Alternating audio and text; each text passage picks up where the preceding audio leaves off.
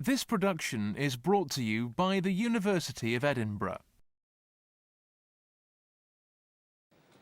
Welcome to this, the second in our series of Gifford Lectures for 2008 to 2009. I'm Stuart Brown. I'm Professor of Ecclesiastical History and Deputy Convener of the Gifford Lectureships Committee, and I'll be chairing again this evening.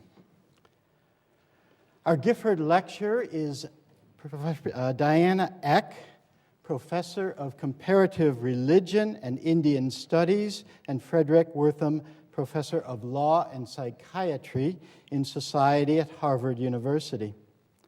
The theme of her Gifford lectures is the age of pluralism.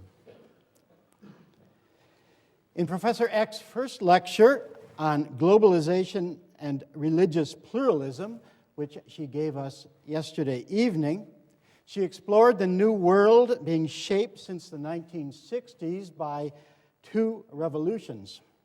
First, the massive migrations of peoples, and second, the spread of new information technologies, especially the internet. And as she demonstrated, encounters with other cultures and other religions have now become pervasive across the globe, and the time of not getting to know each other is over. She set the scene and she defined her terms with great eloquence, and we look forward to her second lecture. I should say that this evening's lecture is being recorded. Professor Eck, could I now invite you to present the second of your Gifford lectures on the subject of the civic perspective, citizens, nations, and the challenges of religious pluralism. Professor Eck.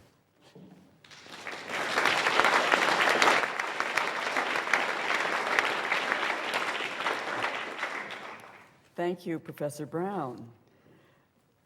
Citizens, nations, and the challenges of religious pluralism. That's a big topic. I'll try to address it somewhat adequately, looking at a number of contexts of citizens, nations, and religious pluralism. In the summer of 2005, I went to Indonesia in connection with the translation of my book, A New Religious America, into Indonesian. It was one of the first translations, and it was commissioned by the U.S. State Department because they saw that the issues of religious pluralism explored in the book were also very important in Indonesia, and that most of the people in Indonesia had very little idea about the new religious America I was describing, one that by now had included significant and vocal Muslim populations. In Indonesia, the general impression of America was one that we heard last night in the discussion, a Christian America with well-known and well-funded Christian evangelists who filled huge stadiums, even in Jakarta, with their rallies. As I arrived in Indonesia, the Ulama Council, the Council of Clergy and Religious Legal Scholars, had just issued a fatwa denouncing pluralism. I don't think it had anything to do with me coming as director of the Pluralism Project at Harvard University, but it did signal the fact that pluralism had become an important issue in Indonesia. Other things fell under this fatwa as well, things that were forbidden: secularism, liberal forms of Islam, interfaith marriage, and interfaith prayer. For me, this made for an intense 2 weeks, and a fascinating 2 weeks at that, of discussion and of public forums. That August, Indonesia was also celebrating 60 years of independence as what many would call a pluralist, multi-religious, multicultural state. While Indonesia is often referred to as the world's largest Islamic nation with the largest Islamic population, it is not a Muslim state. It's rather a state based on the Panchashila, the 5 basic principles of belief in God, common humanity, the Indonesian nation, democracy, and social justice. Indonesia's motto, with these 5 principles is Bhinneka Tunggal Ika, unity in diversity. That diversity was fully on display that summer, and the first Sunday I was there, in the form of a vast and long parade through downtown Jakarta that kicked off a whole year of arts and culture celebrations. The entries in this long parade included dancers and musicians, artists wearing brilliantly hued traditional dress, body paint, feathers, leaves, flowers, representing the multitude of cultures and the music and the dance that are distinctive to all of those islands that are sort of lassoed into the net of the nation of Indonesia. Now, a very short distance from the parade was the large central Istiqlal Mosque of central Jakarta. And there, the crowds were considerably less colorful on a Sunday. They were not the rainbow crowds of the parade. Men were mostly in white. Women were wearing subdued pastel burqas. But there, too, the crowds were huge. And on that Sunday, Indonesia's own charismatic Islamic televangelist, Abdullah Gymnastiar, was preaching. Outside, there cruised a motorcycle phalanx of members of the Islamic Front, those who are often called the radical hardliners. And during the constitutional debate in Indonesia decades ago, we have to remember there had been a very heated debate over whether to include recognition of Islam and mention of Islamic law in the constitutional framework. And the echoes of that debate still reverberated. And the contrast between the rainbow multicultural parade of Indonesia at its 60th birthday and the Sunday at the mosque was really rather striking. So what did a fatwa prohibiting pluralism, denouncing it to be forbidden, actually mean? The Fatwa Commission chairman, Maruf Amin, was quoted in the Jakarta Post that Sunday as saying, "Pluralism in that sense is haram or forbidden under Islamic law because it justifies other religions." He added that people should be allowed to claim that their religion is the true one and that other faiths are simply wrong. However, he stressed that the council accepted the fact that Indonesia was, of course, home to different religions, that their followers could live side by side. Even so, the fatwa made many people uneasy. Syafi Anwar, for example, the founder of the International Center for Islam and Pluralism in Jakarta, received a steady stream of threats and accusations. And Ulil Abshar Abdullah of the Liberal Islamic Network saw his name written on the fatwa against liberal interpretations of Islam. And because of the fatwa, the papers, the television stations were filled with discussion and debate. The Independence Day Sunday supplement to the Jakarta Post was called Living Diversity, and it contained a dozen articles on the ongoing struggle to discover what it is that unity in diversity, that motto, really means in Indonesia. One of the lead articles was by the rector of the Islamic University, State University in Jakarta, Azumaria Azra, calling for a rethinking of religious pluralism from the Islamic point of view, taking issue with the Ulama Council. He said we need to look closely at the Quran as a text that establishes the legitimacy of differences and diversity and pluralism. Of course, he cited the oft-quoted Quranic sources. If God had so willed, he would have made you all one religion, but he's created you into communities, many communities, so that you may know each other, so that you may compete in righteousness.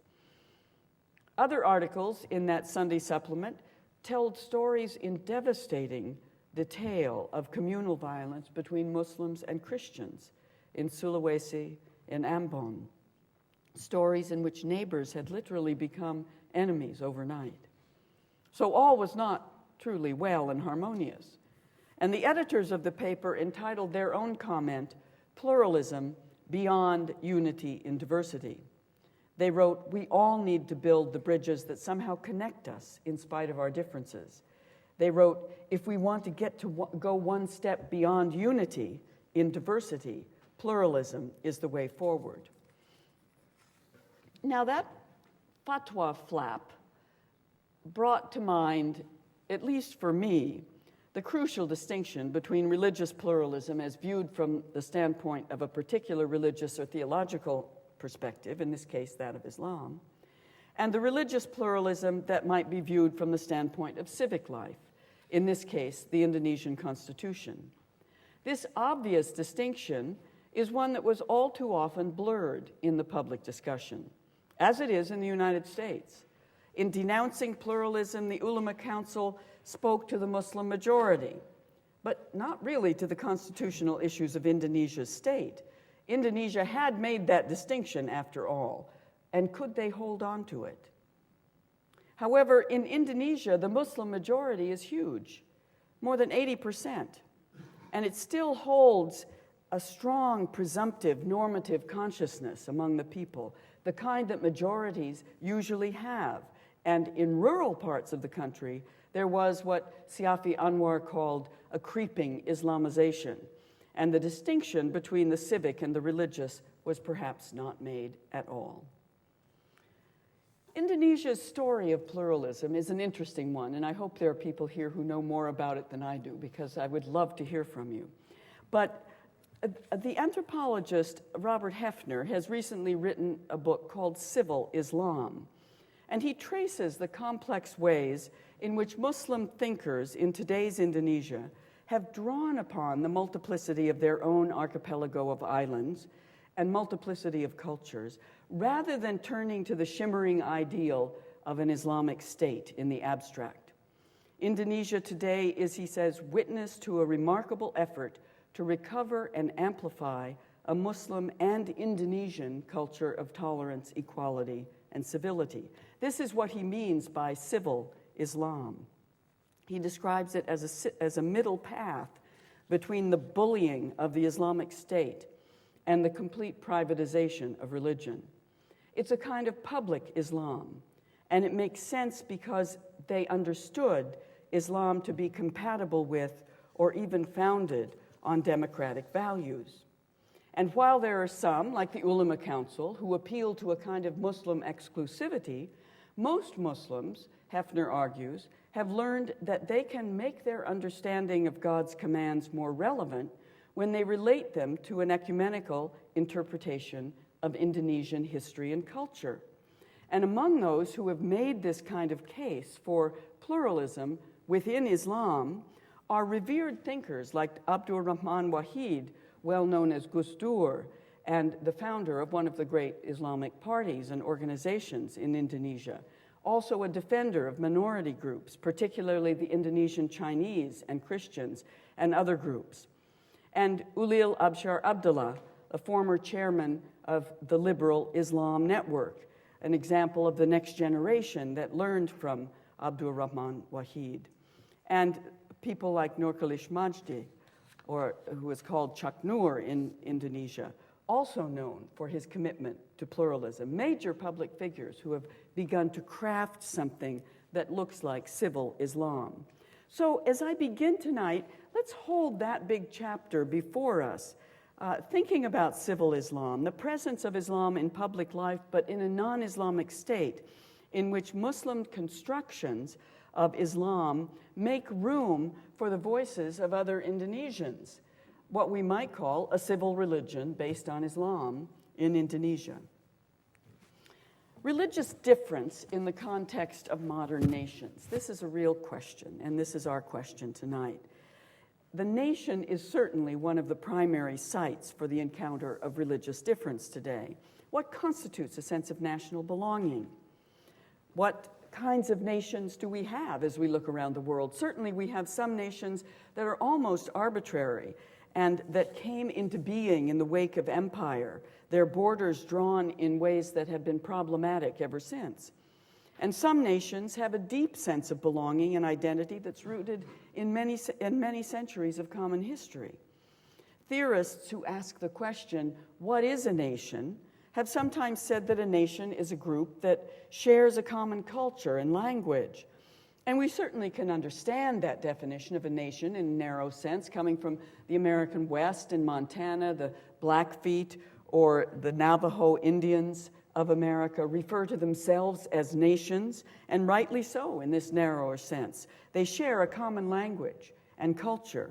And so did the French, for example, until virtually the day before yesterday. Benedict Anderson, in his very well-known book, wrote of the nation as a, quote, imagined community, a community that may not be based on face-to-face encounter between one another, but that lives in a sense of comradeship in the imagination of the group. We imagine all of ourselves as Scots or British, or increasingly as Americans, though there are a lot of Americans who have trouble with that imagination. Ernest Gellner added another definition. He spoke of the nation as that basic social bond that seeks to, quote, make culture and polity congruent, to endow a culture with its own political roof, and not more than one roof at that, he says. But as we look at the world today, we can see that there are problems here. What about all those nations that just decades ago imagined their community of belongers along far more unitary lines than are today the case? We have these de facto, on-the-ground, multi-religious, multicultural nations. And this is a fact on the ground that does not all naturally correspond sometimes to the political roof. So consider France or the Netherlands or the UK. Do we imagine the nation anew with all of its new people? What does it mean to be French or British or Dutch? And what about all the nations that have long been multicultural and yet today are trying to live under one political roof, a new political roof? How are they doing? No wonder pluralism has been such a vexing issue to nation states. And no wonder so many of them are undergoing a kind of collective identity crisis as they reimagine themselves in the 21st century. I speak of this as the age of pluralism, not because these issues have been resolved, because they really haven't, but they're important issues on the agenda for nations throughout the world. And the ground rules laid down by constitutions and laws are different in the US, in the UK, in France, Indonesia, Malaysia, India. What I sometimes think of as regimes of pluralism that characterize our various nations are different, and so they must be. The underlying historical and cultural character and heritage on which the ground rules have been laid down are also different. They might be basically Christian or Muslim or Hindu. But the struggle to work out ways of living with religious difference is on the agenda all around. But I think we realize that pluralism is itself plural in the ways in which it's worked out in societies.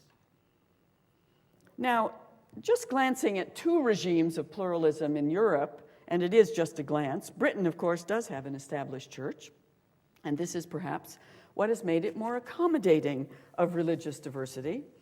But gone are the days when Parson Thwackum and Fielding's Tom Jones could insist, when I mention religion, I mean the Christian religion, and not only the Christian religion, but the Protestant religion, and not only the Protestant religion, but the Church of England. That was religion, and yet today, 8.5% of the population of the City of London are self-identified as Muslims. And today, the Queen slips off her shoes at the door of an official visit to a Hindu temple in Neasden. And today, Prince Charles indicates that he would rather like to have a multi-religious service at his coronation, though the Archbishop of Canterbury is not so sure. I don't know whether the royal family are the cultural pace-setters here, I can't say. But to the outsider, it seems that here we find a generally accepted, though still controversial, multiculturalism. There is no fuss in England if a Sikh policeman wears a turban, for example. Teachers and students alike may wear hijab in schools. The deeper issues of fear, of mutual ignorance and apprehension, and the sporadic violence, some of it searing, certainly do exist. But as a former empire, Britain, at least to me, seems to have managed difference fairly well over time. And I look forward to your comments on this as well. But in France, just a hop away, The ardent ethos of secularism, laïcité, insists that public space be religiously neutral and free of any religious expression. It would be unthinkable, for example, to have public official prayers of any religion in France.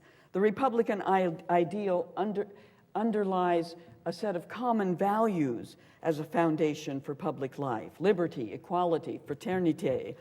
The French are free to have deep religious commitments if they so choose, but the particular values of a religious tradition are not to be manifest in public, only in the private sphere. And manifest is the key word. As is well known, the headscarf issue became contentious with the presence of increasing numbers of North African Muslims, and the wearing of the headscarf in public schools became a very major issue. This seems to be, in fact, the particular symbolic issue around which France has waged its identity crisis, though it came to stand for all the social issues that have emerged with a large Muslim minority.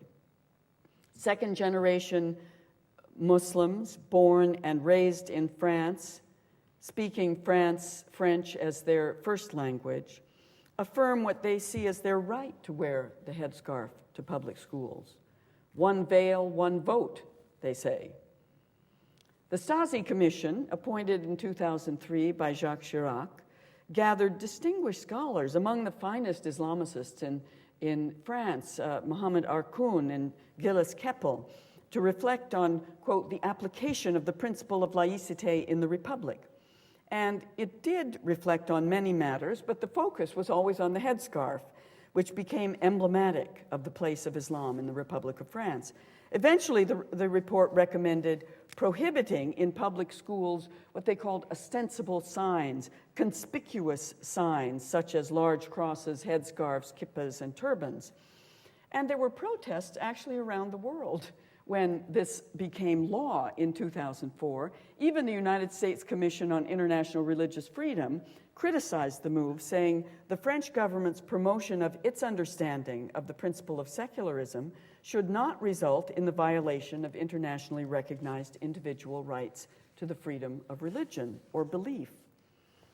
In France, so very different from Britain, we see the irony of a secular republic with only 11% of its population saying that religion is at all important to them, at the same time preoccupied for well over a decade with the headscarf. In the French-speaking province of Quebec in Canada, there was another high-level commission appointed, and it reached just the opposite conclusion. This consultation on accommodation practices related to cultural differences, as it was called, was chaired, actually co-chaired by a former Gifford lecturer, Charles Taylor. They held regional forums, they spoke with people about issues of headscarves and kirpans and Sharia law, etc. In the end, they stood firm with an interpretation of Quebec's policy of what they called interculturalism. The ideal is not just multicultural, but rather the interaction of cultures, the overlapping and interpenetration of different Quebec cultures, and their view of a secular and pluralist society was quite the opposite of the French. They said cultural and in particular religious differences need not be confined to the private domain. It's healthier to display our differences and get to know those of the other than to deny or marginalize them. This then would allow Sikh and Muslim and Jewish students to attend French language schools instead of going to private English language or religious schools, and that would be in the service of integration. Yet another regime of pluralism. Now let me turn for a moment to the United States, always a favorite subject of mine. A very different regime of pluralism that begins with the non-establishment and the free exercise of religion, enshrined in the American Constitution, virtually a recipe for religious diversity. And today, those who raise their hands to become American, to become citizens, are Hindus and Muslims, Sikhs and Buddhists, as well as ardent secularists and atheists. We have become what our new president, Barack Obama, called a patchwork people in his inaugural address. For we know, he said, that our patchwork heritage is a strength, not a weakness. We are a nation of Christians and Muslims, Jews and Hindus, and non-believers. We are shaped by every language and culture, drawn from every end of this earth. In the U.S., I can't imagine the government appointing any high-level commission, including distinguished scholars, to think about religion and public life. There is no state support for religious institutions, or no place for a government-sponsored commission to examine what that place should be. There is no question whatsoever that a Muslim girl can wear a headscarf to school, and if a teacher tried to send her home for doing so, it would be the teacher who was in trouble and, in some cases, would be fired. There's been no shortage of debate, however, about these important issues. The U.S. has its own pet controversies. The use of the term under God, for example, in the Pledge of Allegiance, that was just added in the 1950s, but both Buddhists and atheists have protested today. Would their children have to choose between their faith and their patriotism if required to say the pledge in school? And what about Christmas carols and pageants in schools? What about the display of the nativity on public property? What about the request for separate gymnasium hours for Muslim women? All of this has come with our new religious diversity, with our immigration. Of course, religious diversity has always been an American reality. It was there even before the settlers came, in the form of the multitude of native peoples with their own life ways. The treatment of native peoples, mostly punitive and negative over time, is the oldest level of America's encounter with the religious other. Those who came across the Atlantic had their own diverse traditions: Protestants, Puritans, Anglicans, Quakers, Dutch Reform, Spanish and French Catholics, Sephardic Jews, and even those who had traveled across the ocean to practice their own faith freely were not exactly open to the diversity of religion. Not at all. In Puritan New England, they ran Jews and Catholics and Quakers out of town. They saw freedom of religion as something they cherished for themselves, but they had not yet really seen it as something that would lay the foundation for a broadly free society and form the basis for a wider polity in which everyone had that freedom. And yet, when these colonies became part of a new nation, they did, in the course of the constitutional debate, come to a very different conclusion. There was to be no established church. There was to be no established religion at all, not even Christianity, broadly conceived. While most of the founding fathers were Christian, they deliberately created public space that would not be dominated by their own faith or by any other. God is not mentioned in the Constitution, and that is not an oversight. In debates about religious establishment, the likes of Jefferson and Madison argued against state support for religion, and did so, interestingly, in rather theological language and out of religious conviction. God has created the mind free, so it is antithetical to faith to be coercive in matters of conscience. In his 1785 Memorial and Remonstrance, James Madison argued that the state is simply not a competent judge of religion, of religious truth, has no business interfering in those matters.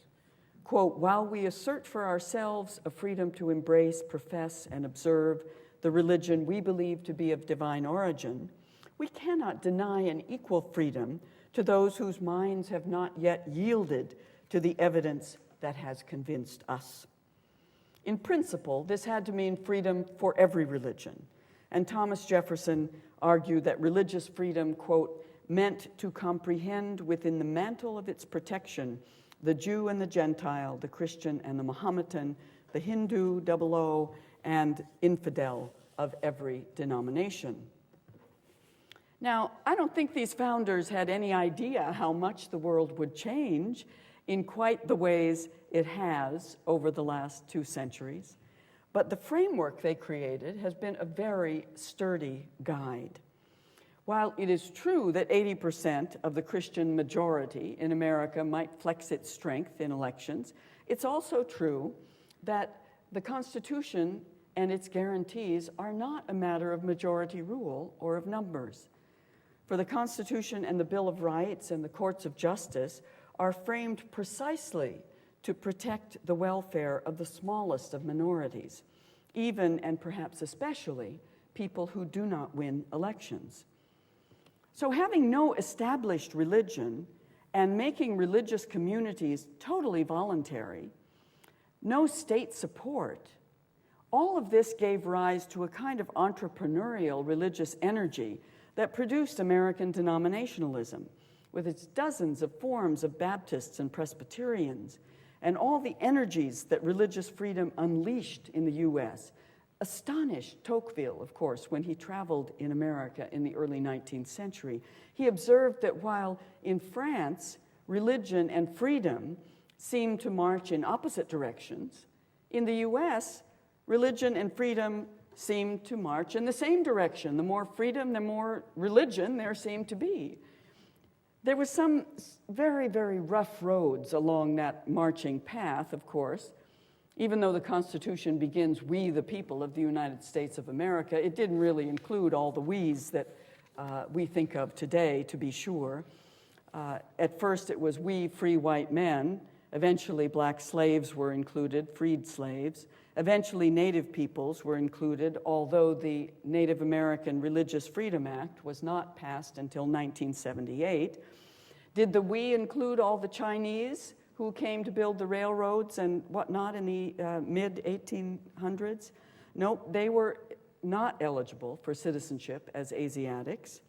Neither were the Japanese Shin Buddhists who came in the 1890s, among the very first from Japan. It did not include the Sikhs who came to work in lumber and farming in the 19-teens. In fact, Bhagat Singh Thind, the turbaned Sikh who had married an American woman and fought for America during World War I, was in 1923 stripped of his citizenship because he was then deemed ineligible for citizenship as an Asian. Did this "we" include women? Well, not really as full participants until 1920, when the 19th Amendment gave women the vote. So the "we" was something we wrestled with and still wrestle with today, that very powerful two-letter word. It's perhaps not well understood that the move to eliminate race-based immigration quotas in America came in tandem with the civil rights movement in the 1960s. 1964, the Civil Rights Act and the Voting Rights Act, and then, as Attorney General Robert Kennedy put it, as we are working to remove the vestiges of racism from our public life, we cannot maintain racism as the cornerstone of our immigration laws. And in 1965, then, the Immigration and Nationalities Act opened the door to immigration from Asia. And in the 44 years since then, that American "we" has become much more religiously complex.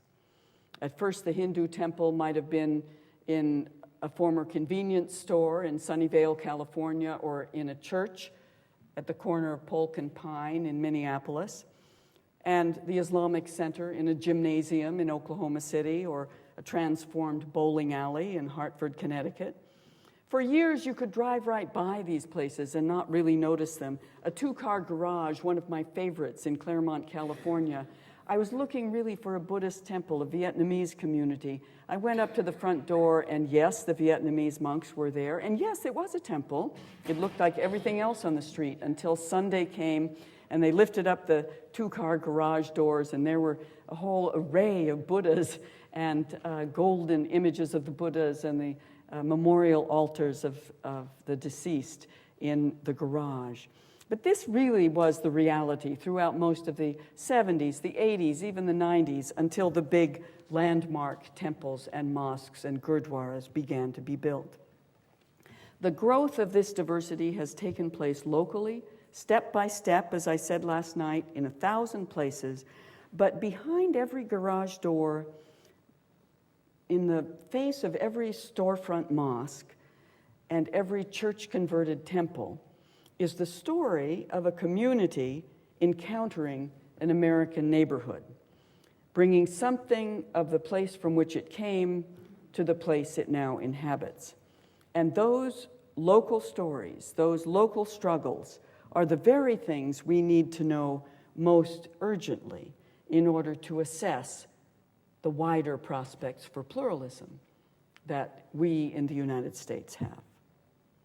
In addition to building their own centers, new immigrants also discovered the leverage of religion in American public life, and they began to form the civil advocacy groups that lobby in Washington, their own organizational infrastructure, the Muslim Public Affairs Council, the Council on American-Islamic Relations, the Hindu American Foundation, the Sikh Coalition, all find a place now alongside advocacy groups like the National Council of Churches or the National Association of Evangelicals or the Anti-Defamation League.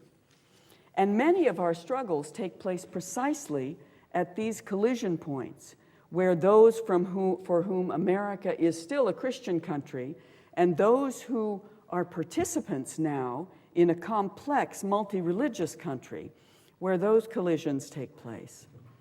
The advocates of a Christian America have made the display of the Ten Commandments, for example, one of the symbolic issues on which the battles of pluralism have been fought.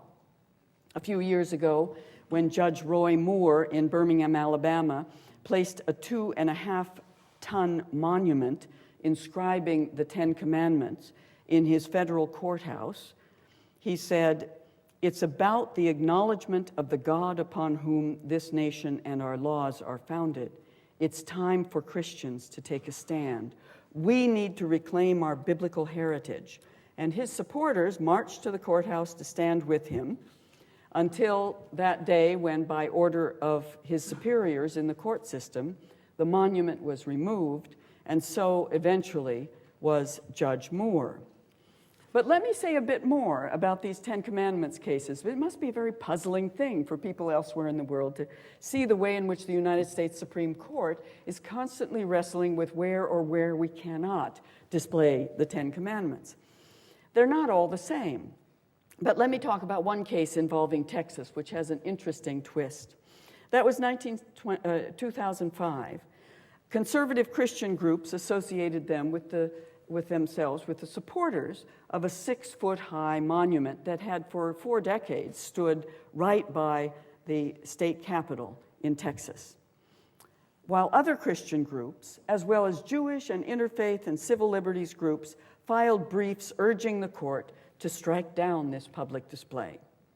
One brief in particular, however, signaled the participatory engagement of new Americans.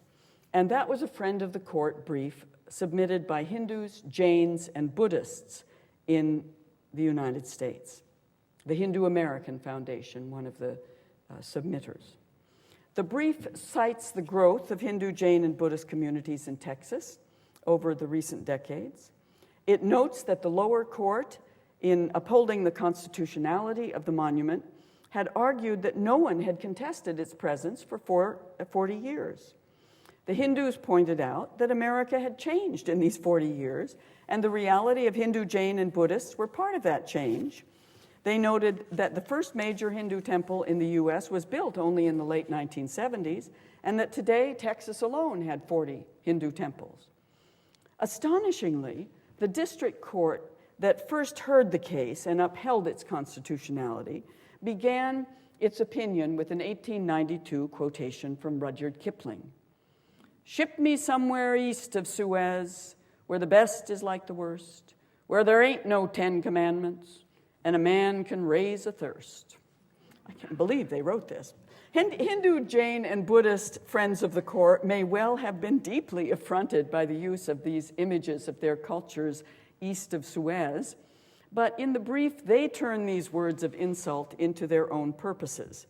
They wrote, "The district court failed to recognize that the world is smaller now, that there are many people in the Western District of Texas and millions in the United States for whom there ain't no 10 commandments. The district court also failed to recognize that allowing the 10 Commandments monument to stand on the Texas Capitol grounds affects those people in ways that the majority, for whom the Ten Commandments are powerful or at least inoffensive symbols of religious faith, will never experience. The Hindus and Buddhists and Jains also contested that these are non-sectarian. They said they were very much in agreement with the ethical tenor of the Ten Commandments, and they respect them.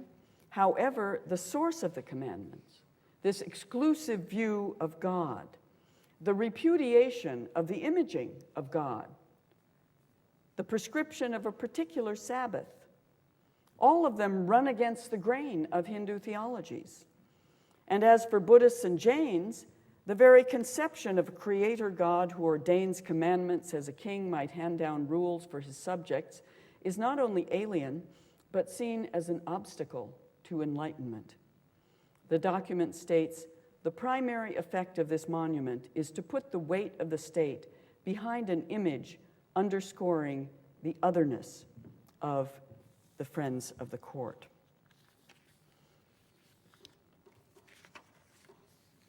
Now let me say something about civil religion.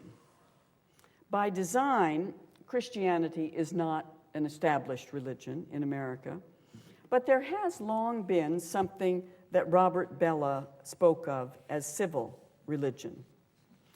A religion that recognizes a ceremonial place in American culture, a place for something like, quote, the American Creed, that does have some general sentiments about God. In God we trust, our motto, printed on our currency, carried in our pockets. It often surprises non-Americans that we who recognize no religious establishment routinely have prayers at the inauguration of a new president, invocations at the outset of sessions of the Congress, state legislatures, and city council meetings. Increasingly, those invocations are offered by people of many faiths, and those are huge controversies at times. The first time a Hindu offers a prayer in the U.S. Senate, for example, it was interrupted by Christian fundamentalists from the balcony, pleading that God would forgive the United States of America for this outrage. The first time Wiccans, for example, are asked to be included in the prayers at the county commission meeting, becomes a huge outroar and public controversy. In any case, we do have these prayers, and they are invocations increasingly offered by people of many faiths. In the last 15 years, Hindus, Sikhs, and others have offered prayers in the U.S. Congress. The President of the United States has hosted an iftar for Muslims during the month of Ramadan, a Seder at Passover. The governor of Arizona has issued congratulatory proclamations on the occasion of the Buddha's birthday, or the mayor of Houston might greet Hindus on Diwali. So what is this? This is, in a sense, an expansion of what we call civil religion, a public form of religious expression that exists, as Bellah puts it, alongside of and rather clearly differentiated from Christianity, but with certain common elements of a religious orientation that the great majority of Americans share. They've played a crucial role in the development of American institutions and still provide, as he says, a religious dimension for the whole fabric of American life, including the political sphere. Bellah looks especially at the use of God language in presidential inaugurations, in major speeches, and it does not have specifically Christian references, ever. In this rhetorical tradition, it is a mention of God, but a very general mention of God. And as Bellah put it, it seems unlikely that this lack of Christian reference was meant to spare the feelings of a tiny Christian, non-Christian minority, but rather the civil religion expressed what those who set the precedents felt was appropriate under the circumstances. It reflected their private as well as their public views. Now, Bellah wrote that essay at a time, in 1967, when the religious impact of America's new immigration had not yet become evident. But here it is, important in a whole new way for today, that many of the newest immigrants, like the Hindus and Buddhists and Muslims of Texas, embrace America's civil religion a general sense of the divine, of prophecy, of purpose, of justice. And they do everyone a favor by making clear that that civil religion is not just Christianity written in a different script. Now let me turn for a final moment to India. Here too, there is a different regime of pluralism. If there is a kind of civil religion that still has its hold in the United States, that has its grounding in Christianity but is not Christianity, if there is a kind of civil Islam, which we can see some evidence of in Indonesia, what about India? Is there a civil religion there? Perhaps a civil Indic ethos that provides yet another ground on which a pluralist society can flourish? Historically, of course, pluralism, religious diversity, has been a long salient fact of India's culture. It's an old multi-religious subcontinent with Hindus and Jains and Buddhists, and later Muslims and Sikhs and British Christians, with tribal and regional cultures shaped by 14 major language groups. The keynote of manyness is profound in India. Many gods, many manifestations of the gods, many forms of a single god, deep cultural themes of unity at the same time, unity in the midst of difference. And that provides yet another idiom for thinking of religious pluralism. A Hindu idiom, by and large informed by the persistent resonance of a theme as old as the Vedas. Ekam sat vipraha bahuda vadanti. Truth is one, but even the wise speak of it in many ways. The Constitution of independent India, forged in the years after independence and forged in the fires of terrible communal violence between Hindu and Muslim, began, as does the American Constitution, with the word we. We, the people of India, having solemnly resolved to constitute India into a sovereign, socialist, secular, democratic republic. Hum Bharat ke log, they say. That we, hum, is inevitably complex. India may well be a Hindu majority nation, but it is built upon a complex and old civilization where that we is constantly rediscovered and redefined.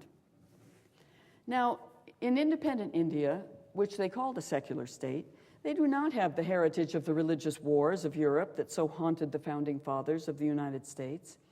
They saw in Europe the specter of a church meddling in the affairs of state and state meddling in the affairs of the church, and this led to a notion of secularism that had to do with a wall of separation, as Jefferson called it, between religion and the state. But in India, this was not the problem.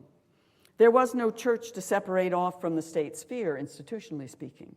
What was a problem was the coexistence of so many religions.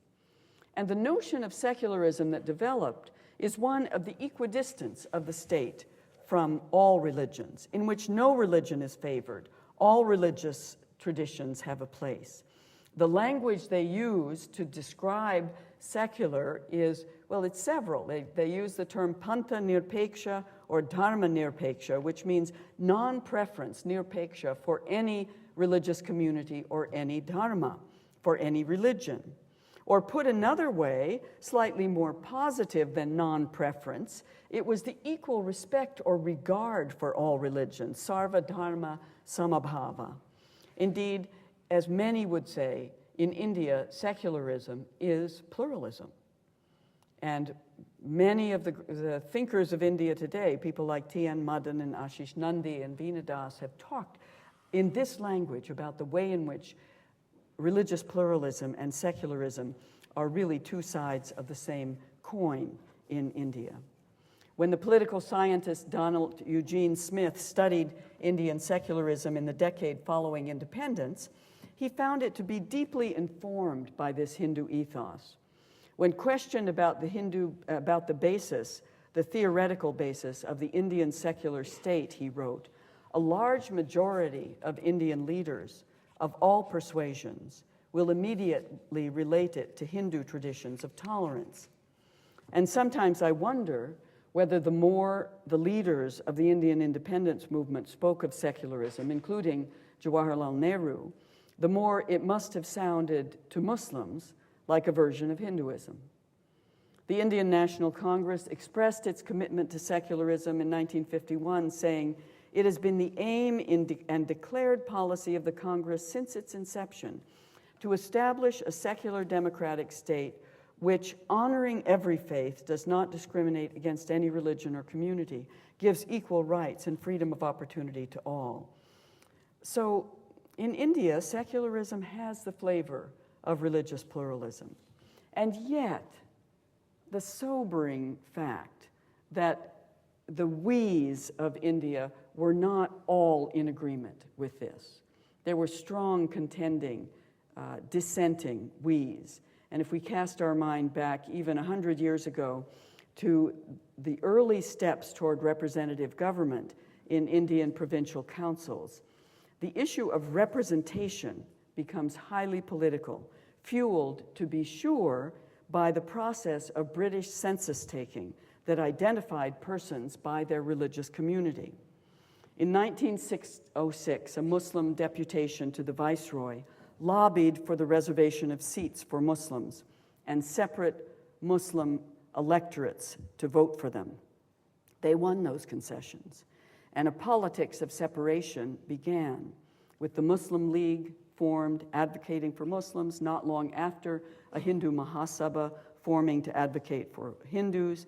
And these questions of representation in a religiously diverse democracy are questions that not only plagued the process of India's independence movement, but also perplex the emergence today of multi-religious democratic cultures throughout the world in the 20th century. Think of Iraq, for example. By mid-century, communalism had left the subcontinent in tatters. Indian nationalism began to gain strength, a very specifically Hindu we, and a forefather of this Hindutva, this Hindu-ness movement, M.S. Golwalkar, wrote a powerful treatise in 1939 called We, or Our Nationhood Defined, in which he claims a frighteningly exclusive we that has persisted in the Hindutva, Hindu-ness movement even today. So we might say that today there are really two forms of public rhetoric about the nation and religion in India. One, that India is a Hindu nation with a predominantly Hindu majority, even loosely conceived, and its Hinduness, its Hindutva, is what has held it together through the centuries. Hindus constitute the majority, they would say, groups like the Vishwa Hindu Parishad, and they are determined to right the wrongs of centuries and for Hinduism to take its place in a nation that has given all sorts of rights to minorities and privileges and concessions to minorities. And this, of course, is exactly the kind of thing that freedom fighters like Gandhi and the Muslim leader Abul Kalam Azad sought so deeply to avoid. Muslim minorities in their imagined communities, fearing that India was becoming a Hindu country, and Hindu people accusing the government of minorityism in protecting Muslim rights. Second, there is the view of India as a multi-religious nation. Yes, it may have ideological roots in Hinduism, but it is more cultural than ideological. In 2008, Prime Minister Manmohan Singh spoke to a conference addressing non-resident Indians who come home to Mother India every January, presenting a vision of India that is part of this dominant public discourse. He said, "We speak different languages, practice different religions, our cuisine is varied, so is our culture. We're over 1 billion Indians, yet there is a unifying idea that binds us all together, the idea of Indianness. We are committed to strengthening the sinews of our plural, multicultural, multi-religious, and multi-ethnic democracy." It's possible that this view of Indianness is what we might refer to as Indian civil religion, based on an old and common civilization of diverse cultures, religious traditions, peoples, and languages, a theme long sounded but alas, yet fully to be realized. Now, let me conclude with just one quotation from a Muslim scholar in the European context who talks about the challenges ahead. That's Tariq Ramadan, who a couple of years ago in the summer wrote an important article called Manifesto for a New We. More broadly, his thoughts are relevant not just for Muslims, but for citizens of many faiths. He calls for a revolution of trust among Muslims and between Muslims and their fellow citizens. Citizens of the Muslim faith, he says, must contribute to a reformulation of the political questions of our day.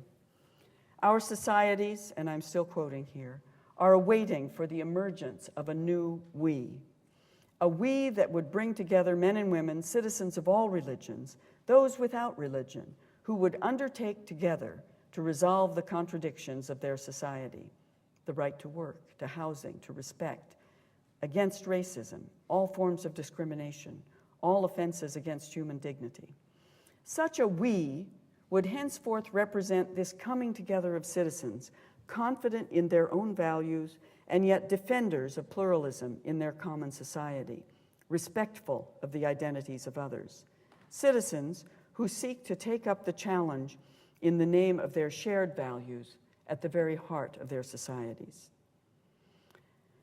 He goes on, the future of Western societies is now being played out at the local level.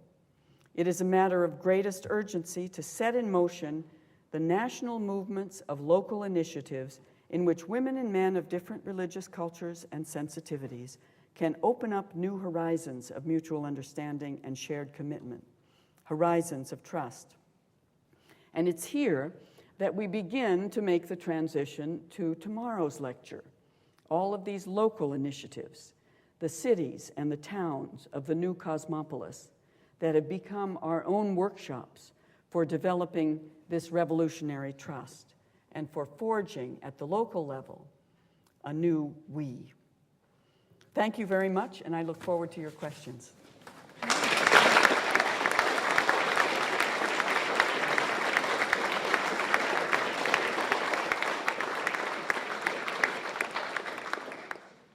Okay, we've got 10, 15 minutes for questions. There is a roving mic, so if you could put up your hand and indicate, we can have the mic brought to you. And while you're collecting your thoughts, I will take the chairman's prerogative and open with the first question, if you don't mind. The vision that you've given of diversity and pluralism and the efforts of states to maintain this, it struck me as, in a sense, a static one of communities that weren't changing. And the point of religion is that it's almost part of religion is that it's going to proselytize. It's going to want to make converts. That if you really believe that your faith is the true faith, then you want to convince others, share the good news with them, the gospel with them, to bring them in. But that creates tensions, and we see it particularly in Islamic societies.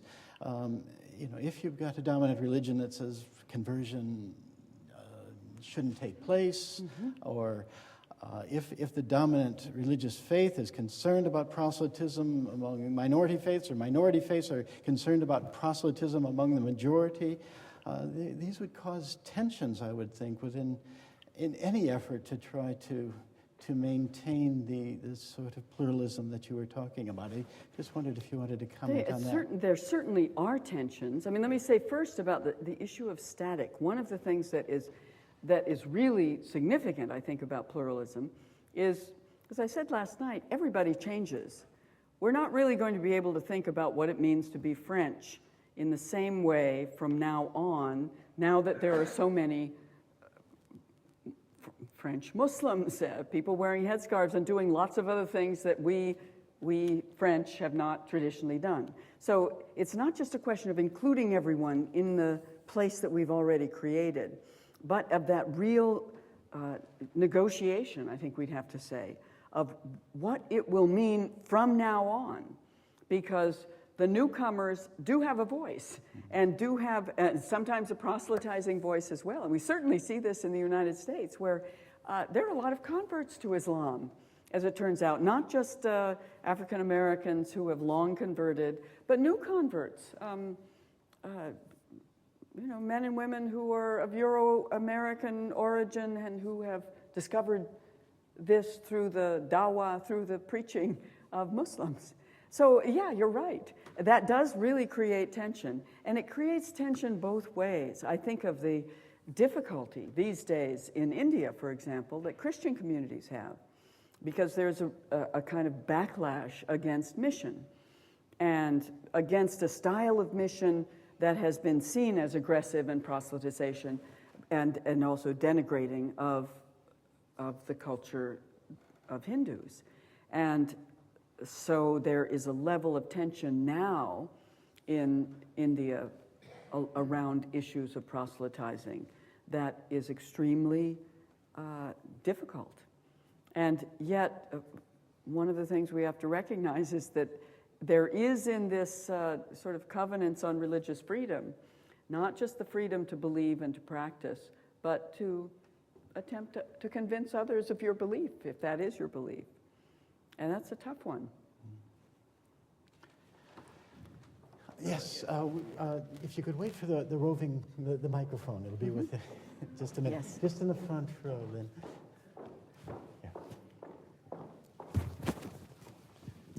Hi, thank you for a wonderful lecture. It's about the tension. I think the tension, there's a tension and there's a phenomenon occurs called vandalism. Vandalism. Yeah. And in your book, New Religious America, you offer a lot of examples of vandalism. And I noticed that it's about, most of them is about more than 10 years ago. And I asked an American friend, and he told me that, it's a kind of, I don't know 10 years ago, but now it's the vandalism does not really happen in America. So I want to know what's the difference from 10 years ago. Hey, listen, if you had asked the same person 10 years ago, they would have said, vandalism? We don't know anything about vandalism. Partly, it's the issue of how it is we open our eyes to these things. Yes, indeed, the vandalism he's talking about are the many acts of violence, most of them fairly small, that only make local newspapers. And they're small for everybody except the communities against whom they're perpetrated. And one of the things that we did in the Pluralism Project is basically we read local newspapers, hundreds of them around the country, and begin to make a kind of patchwork of what it is that really is happening. So we would read about the destruction of Hindu images in Pittsburgh, or the vandalism against a Cambodian temple in Portland, Maine, or those sorts of things, or against black churches or synagogues. It still happens. And I think the documentation of it is increasingly important. And it is done by various groups, by the Council on American Islamic Relations, that publishes a report every year on sort of how it's going for Muslims in America, by the Anti-Defamation League, that keeps specially track of Jewish communities, and increasingly by the Hindu American Foundation and others. So we can't say that hate crimes and vandalism and violence have fallen away during the years since I published that book in 2001. And I think if we're to look at it particularly in relation to Muslims and Sikhs, they have actually increased to some extent. But it's certainly not true that everything is fine now. It was bad back in the 90s, but it's much better now. That's not the case. But it is the case that we don't usually read about all of this if you only read the New York Times or your local paper every day. And that's why we have our own news service. Yes, sir. Thank you for that question. Did you have a follow-up? Yes. Ask a second question. Yes? Yes, I think you have mentioned that, and no matter in America, no matter some, for example, Islam or some other religions, and with Christianity, and can work together and for the peace, tranquility, and common democracy. And I think there's a lot of doctrines of other religion is against the principles of democracy. And of course, the real religious people refuse to change their democracy, refuse to change their doctrine and to democracy. And so how the different religions work together for the common democracy? Or you have mentioned the general God. It sounds like the justice mentioned by John Rawls is sorry. Well, let me say, I'm not sure that I can understand exactly everything that's implied in your question, but there is a sense among some people that, well, Islam isn't really great for a democracy because Sharia and Islamic law cannot necessarily be blended into the law of the land, and the acceptance of living in a state that is not ruled as a Muslim state. Now, I mean, that's kind of a stereotype. There may be some Muslims who think that, but in the United States, there's a very strong sense that the U.S., because it permits the flourishing of Islam and Islamic practice by virtue of freedom of religion, is what they call Dar al-Islam. It is a land that is hospitable to the flourishing of Islam. It is not Dar al-Arb, a land where one has to struggle for that. And so, you know, there's a really strong sense that Islam and democracy go together, and that is exactly the kind of sense that the thinkers I was trying to underline from Indonesia have also developed. The issue in the U.S. and in any covenantal society is that there are covenants of citizenship, and to become a citizen, you don't have to leave behind your religion or your culture, your dress, or your language, but you do have to enter into that covenant of citizenship, which involves sort of basic issues of participation and voting and upholding the laws of the land. Yes, Yes, thanks very much for a very stimulating lecture. I had a bit of concern kind of growing in me towards the end, particularly when you were talking about India near the end, but to a lesser extent about America, and that is that the new we that you spoke a great deal about might be about the assertion of a state-based political uniform identity, while allowing a religiously diverse situation under it, and that when we've moved beyond the kind of Reformed notion, that early Reformation notion that religious and political identity would be the same thing. Could what's happening in India and America and maybe elsewhere be about the assertion of the superiority of a state-based political form of identity as against a religious form of identity, which might be a wee bit worrying? I would be worried about that too, actually. I think one of the things that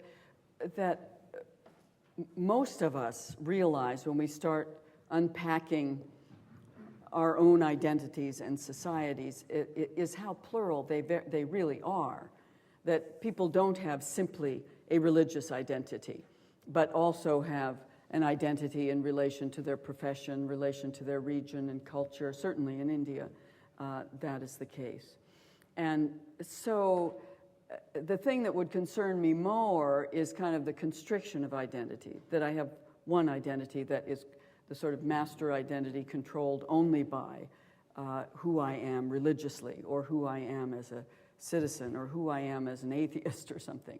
The kind of fundamental identity that begins to strip away our multivocality, which is part of what makes us human, that we have this. I think what we need to think about, and it's what I'm thinking about, and I have some fairly half-baked thoughts about this at the moment, is how in these very diverse societies, we develop a kind of common ethos that enables us to live together. I mean, a lot of it is based on laws, but a lot of it is not laws. It is a sort of ethic, you might say, that in the United States basically grows out of an Anglo-Protestant heritage that produced the Declaration of Independence and the Constitution, but did not enshrine Christianity, and therefore can really provide the basis for, though it grows from that heritage, for wider participation of people of other faiths and of no faith at all.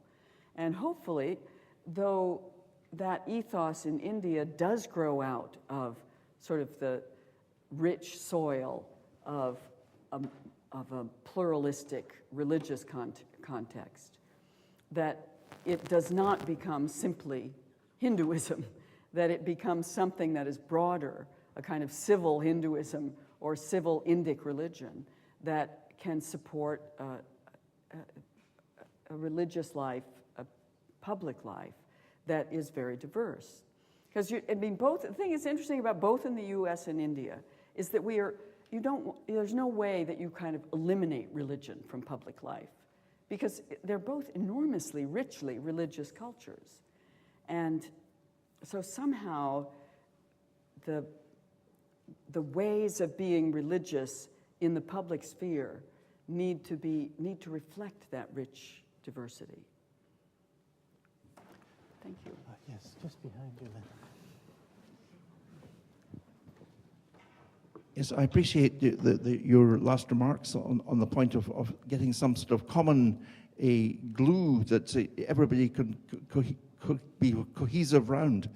What I'm disappointed in your lecture so far is the absence of politics, because this is an intensely political subject. Yes. And it's an intensely political matter, especially in the States. I've been reading a book called Deer Hunting with Jesus by Joe Baton, which is about it's really a very sympathetic account of the redneck element, so the poor white working class in the States, which is almost unrecognized now, which 80% of whom previously voted for the Republicans for religious reasons, anti-gay. They were for hunting, for gun law, and these things. And it was the way that's been colonized to the extent that American Christianity becomes a particular strain, almost a mutation of Christianity. And that reflects a long division between the social gospel, which was Christianity working at grassroots to improve people's lives on earth, and fundamentalism, which came as a reaction to, a hostile reaction to the social gospel. Now, and one thinks that when one was reading some of the accounts of Sarah Palin, for instance, and who was backing her, and what they were saying, and wanting a war in the Middle East because that would precipitate the return of Jesus Christ, when you read all that, you begin to think you have in the States a massive problem of religions, and the religions are the problem. Would you agree with that? Amen. You're right. We do have a massive problem of religions. That is true. In the old days, they had 22 Gifford lectures, so you had a lot more time to do this. I only have 6, But I do think that you have hit something that's very, very important, which is it's not only that religion is vibrant in America, because it is, but it also has really crazy sides to it. I mean, and has a lot of tensions. I will not concede American Christianity to the people you've called the rednecks and the supporters of the gun lobby and all of these folks. That's for real, and I do recognize it. But there is still the old social gospel, the grassroots, the liberal, the folks who are very, very active in all sorts of major issues. And then in between, there are all of the new evangelicals who are now beginning to discover a real social conscience in one sense. Not that they didn't really have it before, but they were primarily concerned with worship. and praise. And now they're concerned with Darfur and a whole range of other issues. But I think Christianity in the U.S. is enormously complex. And it also is global in the sense that we now have in the U.S. Indian Christian communities from India and African Christian communities and a whole range of world Christianity that's now embedded in American cities. So it's not easy to characterize it in a word. And of course, you know, in my own work, I have to confess, I'm very interested in all the things you talk about politically, and also because I'm very engaged in the church, the National Council of Churches, etc. But it's not my expertise. My expertise in this is to look at the range of other stuff that is happening and how that has impacted the Christian and Jewish long dominant voices in American public life. But you've got some very good observations there, to be sure. Yes, in the center there.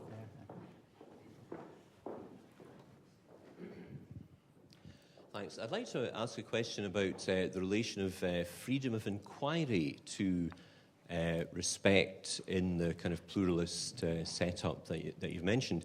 In the West, historically, there was a long tradition of being free to criticize beliefs and texts, not least Christian ones. Yeah.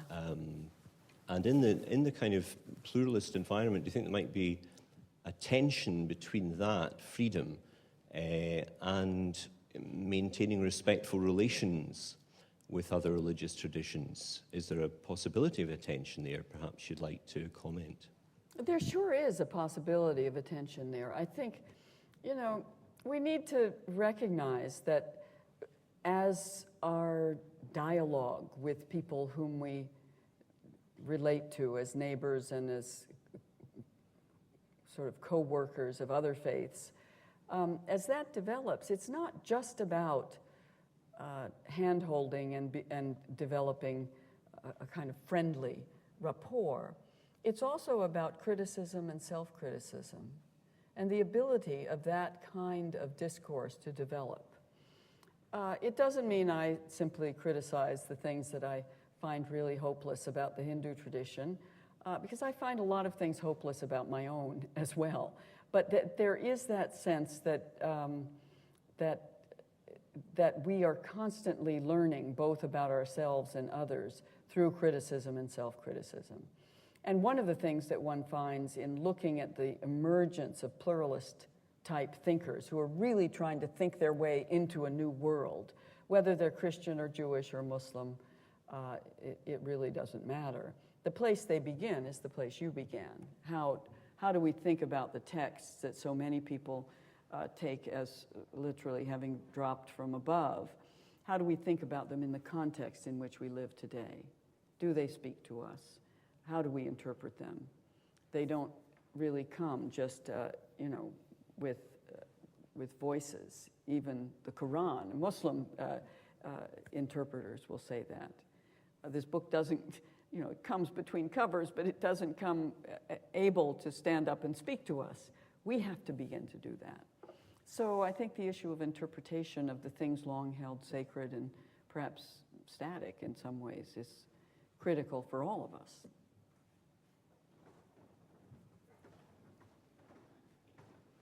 Yes, I think we've got a question here.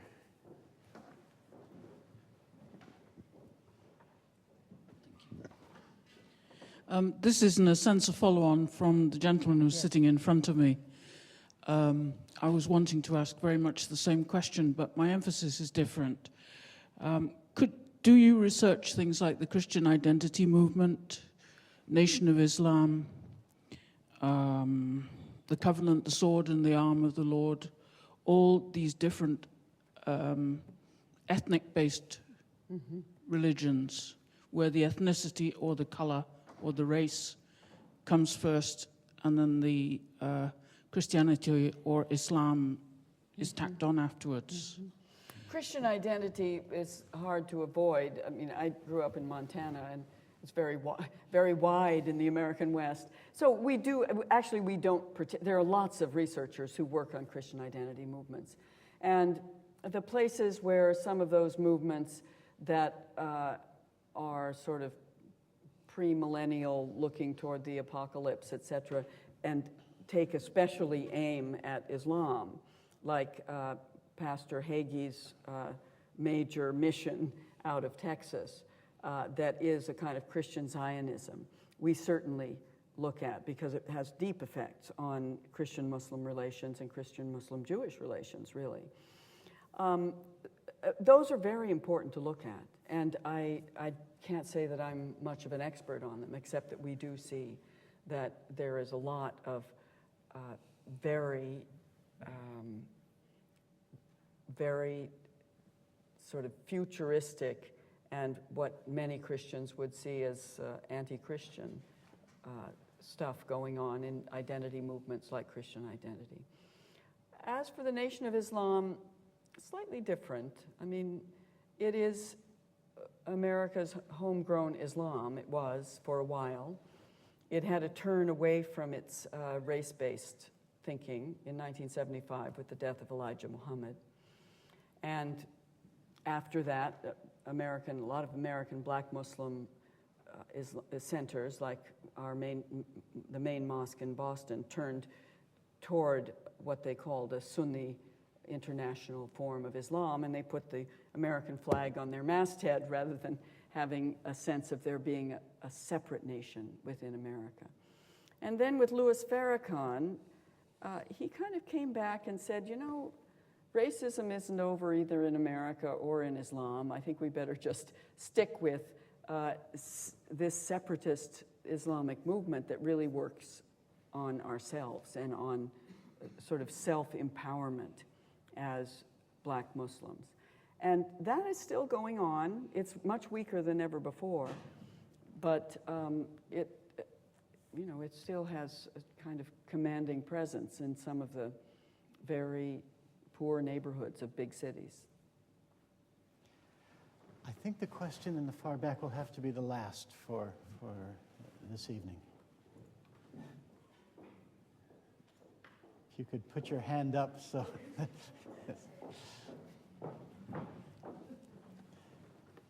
Thank you, Professor Eck. I would like to raise again this tension between pluralism and also the notion of politics, because I'm still struggling to grasp whether actually, in particular in Islam, is compatible to this democracy, which is, to me, it's one of the mediator of which the pluralism is actually emerged and also coexisting. Maybe because of lack of my knowledge, but also the experience showing me, like, there's some point of, like, on the issue of structure, for instance, when in Islam believe in Khalifah Islamiyah, although I know there's a notion of istihaj, but the one that is being very, very present is about the idea of, is you not having an argument, because in political movement you have the Shura Council. We see it in many Islamic political parties, also in Indonesia. And in Shura Council you cannot have debate, because you just have to follow, because that's where the authority is. And in that sense, it's not really, it's dependent on personality and also the wisdom of members of the Shura Council. Mm-hmm. So that's kind of a danger to me, when actually in democracy you don't do that. You have it based on argumentation. There's a lot of space to maneuver, and also within the notion of, like, for instance, in Sharia law, the hudud law, and also how women only half valid as a witness in the court. So a lot of things to me sounds like not compatible. But also it's a critique to my own religion. For instance, I noticed when I witnessed a reverend and a priest actually on behalf of the name of God, army, killing Muslim in Ambon or Poso.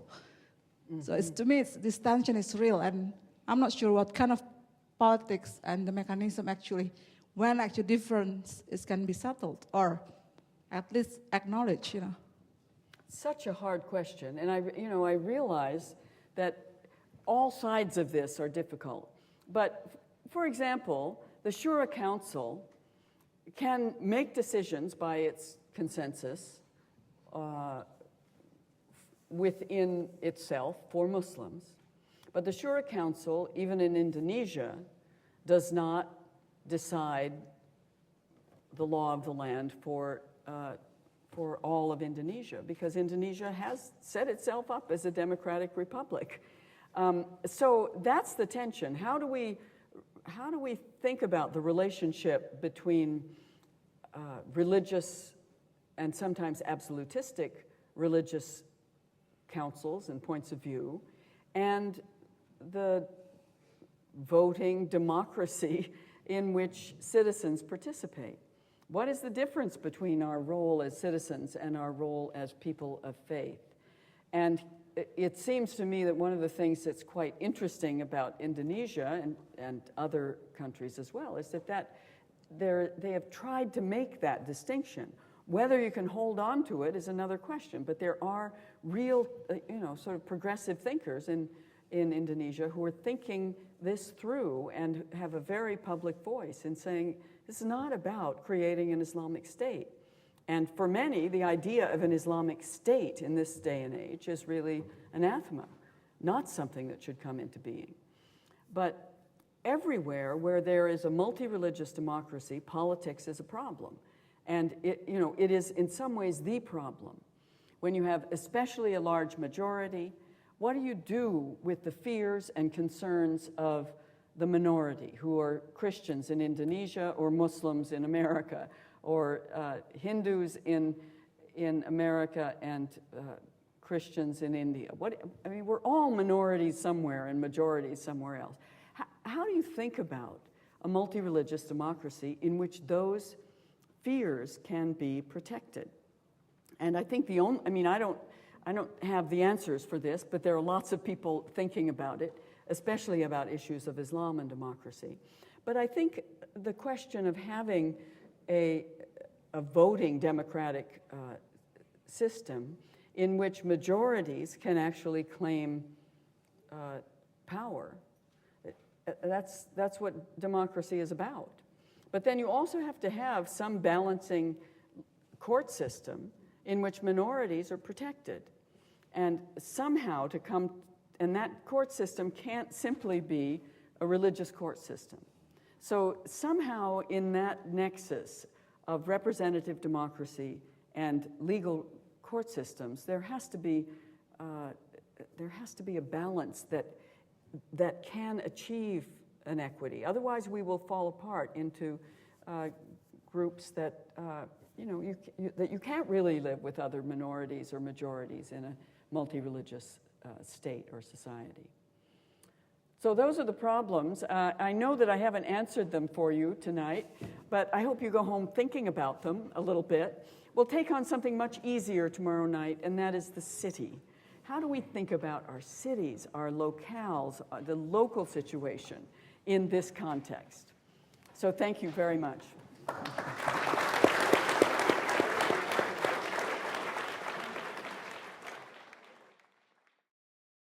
This production is copyright the University of Edinburgh.